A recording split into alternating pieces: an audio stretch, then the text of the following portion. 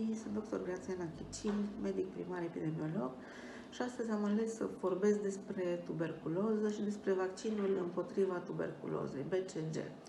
Ce este tuberculoză? E o boală infecțioasă produsă de o bacterie care se transmite prin picături, pe cale aeriană în general.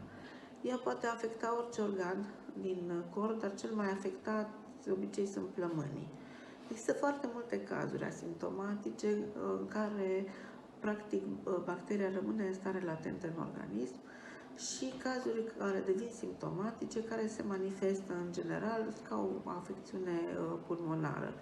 Dificultate de respirație, durere în piept, tuse, de obicei care poate fi însoțită cu eliminare de sânge și mucus, transpirație excesivă, mai ales noaptea, oboseală, febră, pierdere în greutate. Boala, în general, ca și manifestare clinică, este mai frecventă la persoane care au anumite afecțiuni cronice, au un sistem imunitar deficitar, la persoane, de exemplu, care au infecție cu HIV, de asemenea la copiii mici, la sugari și la vârstnici. La aceste persoane, riscul de a face o formă manifestă clinică este mai mare.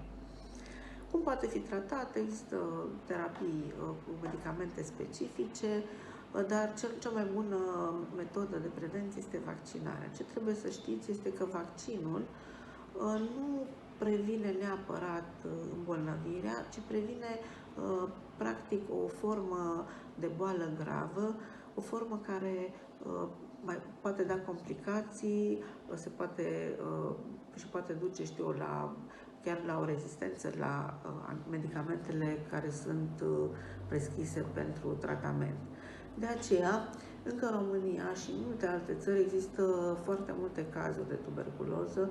Este o boală care încă nu a putut fi eliminată sau eradicată și pune încă foarte multe probleme sistemului de sănătate. Din acest motiv, în țările în care există încă multe cazuri, acest vaccinarea BCG a fost păstrată la nou-născut.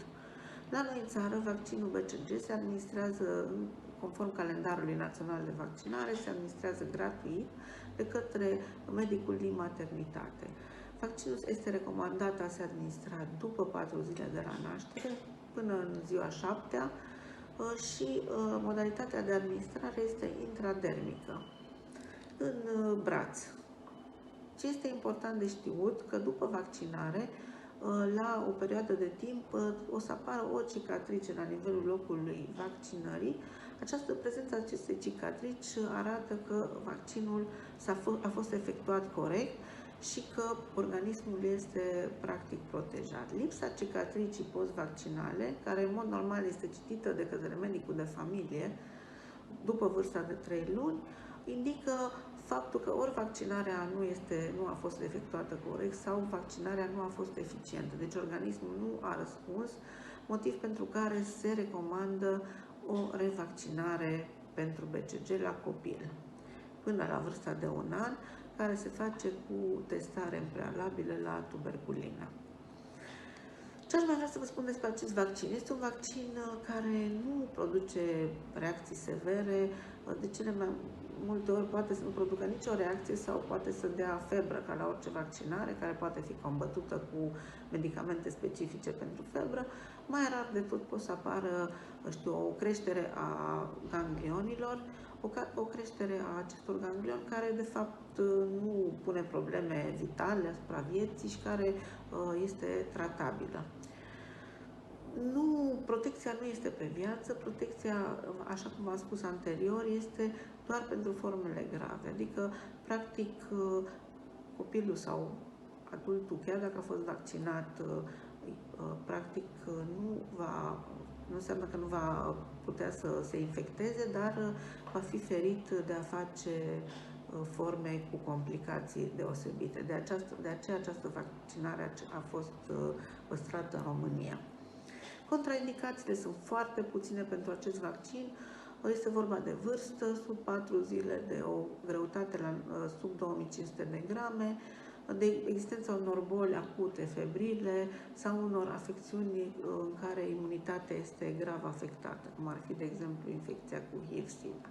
În rest, nu există prea multe contraindicații și vă recomand din tot sufletul să nu refuzați ca și părinți această vaccinare, mai ales pentru că tuberculoza poate fi o boală foarte gravă care poate să ducă și la deces, se și transmite foarte ușor în familie. Faptul că un copil este vaccinat previne chiar și transmiterea. Și în colectivități, dacă un organism este puțin mai sensibil, poate să facă această boală urâtă. Până aici am vrut să vă povestesc foarte pe scurt despre tuberculoză. Până data viitoare, vă doresc numai bine și vă invit să vă înscrieți în grupul Împreună pentru Copii Sănătoși, vacanța de după pandemie. Numai bine!